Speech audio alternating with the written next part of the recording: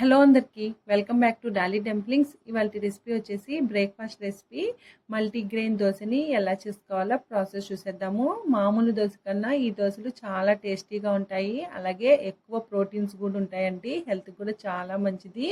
ఈ దోశల్ని ఎలా చేసుకోవాలో ప్రాసెస్ చూసేద్దాం. ఇప్పుడు దీనికోసం ముందుగా ఒక ప్లేట్ని తీసుకొని ఇందులో ఒక కప్పు పచ్చిశనగపప్పు తీసుకోవాలి, అలాగే ఒక కప్పు మినపప్పు, ఒక కప్పు కందిపప్పు, ఒక కప్పు పెసరపప్పు, అలాగే ఒక కప్పు రాగుల్ని తీసుకోవాలి. లావుగా ఉన్న సగ్గు బియ్యాన్ని వేసుకోవాలి. ఇందులోనే 2 కప్పులు బియ్యాన్ని వేసుకోవాలి, అలాగే 1/2 టేబుల్ స్పూను మెంతులను కూడా వేసుకోవాలండి. ఇక్కడ మీరు డైట్లో ఉంటే మాత్రం బియ్యాన్ని స్కిప్ చేసేసి రాగుల్నే వేసుకోవాలి.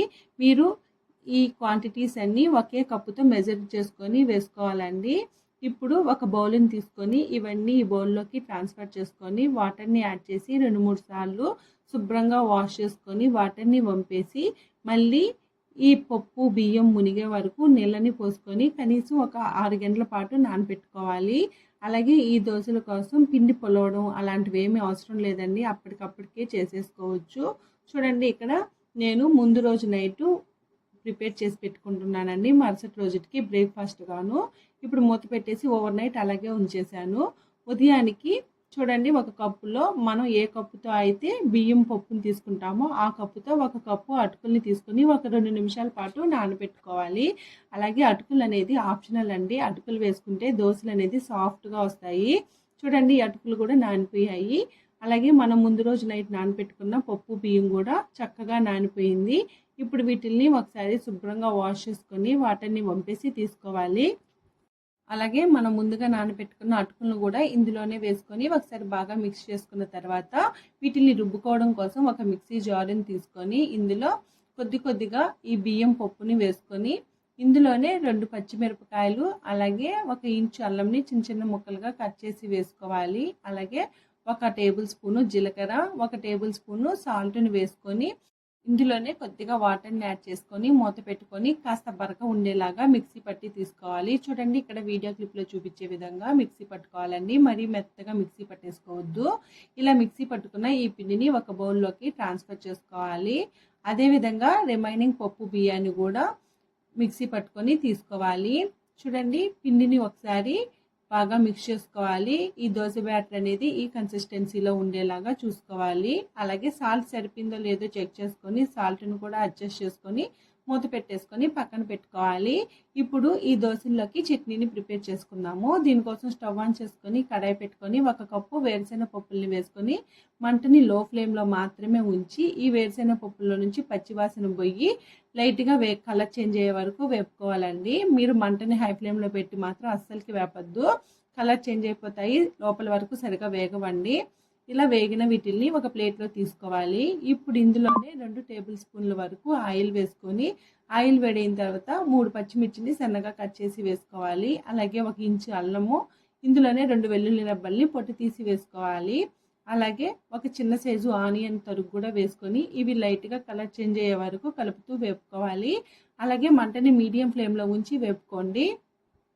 ఇప్పుడు ఇందులో మీరు ఏ కప్పుతో అయితే వేరుశెనగ పప్పుల్ని తీసుకుంటారో ఆ కప్పుతో 1/2 కప్పు పచ్చి కొబ్బరి తురుమును వేసుకోవాలి. ఇందులోనే కొద్దిగా కొత్తిమీరను కూడా వేసుకొని ఒక 2 సెకండ్ల పాటు వేపుకోవాలి.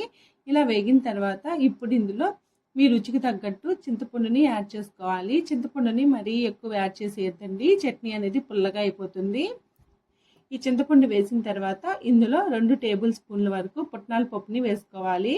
అదేనండి, తినే శనగపప్పు అంటారు కదా, దాన్ని వేసుకొని 1 సెకండ్ పాటు వేపుకొని స్టవ్ ఆఫ్ చేసేసి ఇవి కాస్త చల్లారిన తర్వాత మిక్సీ పట్టుకోవాలండి. అలాగే చూడండి, ఇక్కడ మనం ముందుగా వేపుకున్న పల్లీలు కూడా చక్కగా చల్లారిపోయినాయి. ఇప్పుడు ఒక మిక్సీ జారుని తీసుకొని మనం వేపుకున్న పల్లీలు, అలాగే వేయించి పెట్టుకున్న పచ్చిమిర్చి, కొబ్బరి మిశ్రమాన్ని కూడా వేసుకోవాలి. అలాగే మీ రుచికి తగ్గట్టు సాల్ట్ని వేసుకొని మూత పెట్టుకొని ఒకసారి మిక్సీ పట్టుకోవాలి. ఇలా మిక్సీ పట్టుకున్న తర్వాత ఇందులో కొద్దిగా వాటర్ని యాడ్ చేసి మూత పెట్టుకొని మెత్తగా మిక్సీ పట్టుకోవాలండి.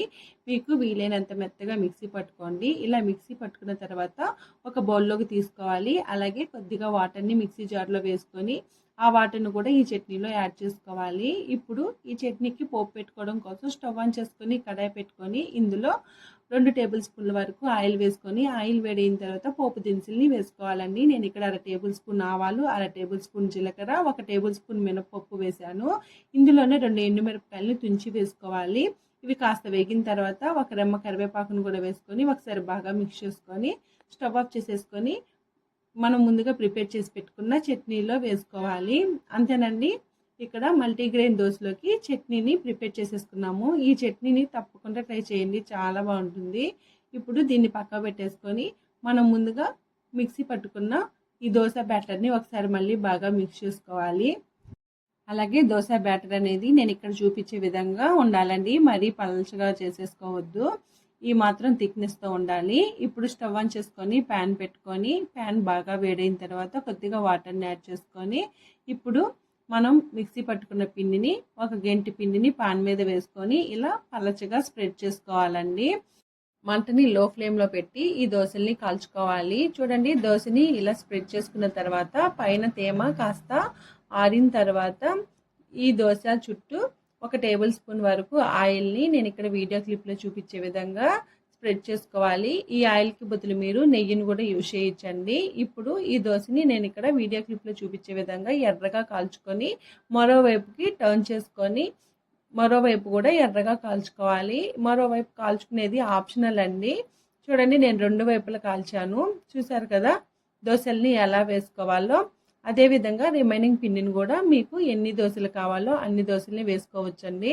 ఇంకా ఈ దోశల్లో నేను ఇక్కడ సన్నగా కట్ చేసుకున్న ఆనియన్ కూడా స్ప్రింకిల్ చేసుకున్నానండి. ఇంకా మీరు ఆనియన్ అలాగే పచ్చిమిర్చి, కొత్తిమీర, అల్లంని సన్నగా కట్ చేసుకొని ఈ దోశల్లో పైన స్ప్రింకిల్ చేసుకుందన్నా కానీ టేస్ట్ అయితే అదిరిపోతుంది. నేను ఇక్కడ ఆనియన్ మాత్రమే వేశానండి. ఇప్పుడు కాస్త ఆయిల్ని వేసుకొని ఈ దోశను కూడా ఎర్రగా కాల్చుకొని తీసుకోవాలి. ఇంకా ఈ మల్టీగ్రెయిన్ దోశ బ్యాటర్తోనే మీరు ఎగ్ దోశను కూడా వేసుకోవచ్చండి, చాలా బాగుంటుంది. తప్పకుండా ట్రై చేయండి. చూసారు కదా మల్టీగ్రెయిన్ దోశని ఎలా చేసుకోవాలో ప్రాసెస్ ఏందో. ఇవి వేడిగా సర్వ్ చేసుకుంటే చాలా బాగుంటుంది. నేను ఇక్కడ చట్నీతో సర్వ్ చేసుకున్నానండి. అలాగే కారం పొడిని కూడా సర్వ్ చేసుకున్నాను. ఈ కారం పొడిని ఆల్రెడీ మన ఛానల్లో పోస్ట్ చేస్తుంది, డిస్క్రిప్షన్లో లింక్ ఇస్తాను, ఎవరికైనా కావాలంటే చెక్ చేయండి. చూసారు కదా మల్టీగ్రెయిన్ దోశని ఎలా చేసుకోవాలో ప్రాసెస్ ఏందో. ఈ వీడియో మీకు నచ్చితే లైక్ చేయండి, షేర్ చేయండి, కామెంట్ చేయండి. అలాగే మరిన్ని రెసిపీస్ కోసం మన ఛానల్ని సబ్స్క్రైబ్ చేసుకొని నోటిఫికేషన్ సింబల్ని ఆన్ చేయండి.